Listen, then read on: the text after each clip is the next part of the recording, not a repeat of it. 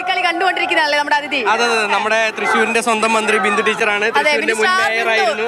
അതെ അതെ, എല്ലാം കൊണ്ടും തൃശ്ശൂർക്കാരി, പക്കാ തൃശ്ശൂർക്കാരിയാണ്. അപ്പോൾ മിനിസ്റ്ററെ, ഇത്തവണ നമ്മൾ പൊരിക്കോ? നമ്മളെല്ലാ തവണയും പൊലിച്ചു തന്നെയാണ്. ഒന്ന് അധികം പൊരിക്കോ?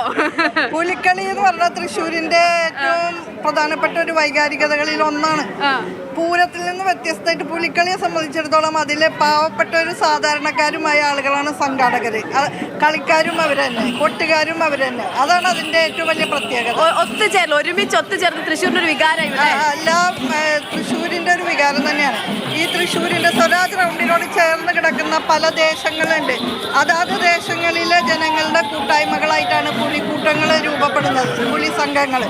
അത് ഓരോ ഈ റൗണ്ടിന്റെ റേഡിയൽ റോഡുകളിലൂടെ ഓരോ കൂട്ടങ്ങളിങ്ങനെ കടന്നു വന്ന് ഈ സ്വരാജ് റൗണ്ടിൽ സംഗമിക്കുമ്പോൾ അത് ഈ നഗരത്തിന്റെ ഒരു കൂട്ടായ്മയുടെ അടയാളമായിട്ട് മാറും. നഗര ജീവിതത്തിന്റെ ഒരു വലിയ കലയാണ്. പലതരത്തിലുള്ള കല, ചിത്രം വര, പെയിന്റിങ്, അങ്ങനെ ഇതെല്ലാം കൂടെ ചേർന്ന് പുലികളുടെ ചുവട്, താളം, മേളം എല്ലാം ചേർന്നുള്ള ഒരു കലാവിസ്മയമാണല്ലോ ഒരുങ്ങുന്നത്. ഒരു കലാകാരിയാണ് നമ്മുടെ ഒപ്പം ഉള്ളത് അല്ലെ മിനിസ്റ്റർ? രണ്ടുപേരും പാട്ട് പാടിക്കൂടെ? രണ്ടുപേരും പാട്ടൊന്നും ഞാൻ പാടുന്നില്ല. മിനിസ്റ്റർ കലാകാരി കേരളത്തിൽ എല്ലാവർക്കും അറിയാം. എന്നാ അവര് പാടിയ പാട്ട് പാടാം. പുലിക്കളിക്ക് പാട്ടൊന്നുമില്ല, പാടിക്കോളൂ. അവര് പാടിയ പാട്ടുണ്ട്, ഇഷ്ടമുള്ള പാടിക്കോളൂ. എല്ലാരും ചൊല്ലണ്, എല്ലാരും ചൊല്ലണ്, കല്ലാണ് നെഞ്ചിലെന്ന്, കരിങ്കല്ലാണ്, കരിങ്കല്ലാണ് നെഞ്ചിലെന്ന്.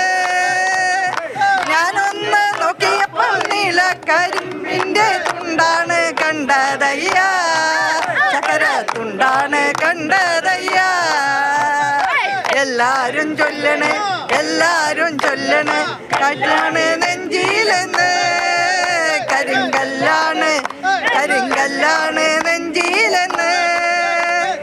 ഞാനൊന്ന് തൊട്ടപ്പോൾ നീല കരിമ്പിന്റെ തുണ്ടാണ് കണ്ടതയ്യ, ചക്കര തുണ്ടാണ് കണ്ടതയ്യ.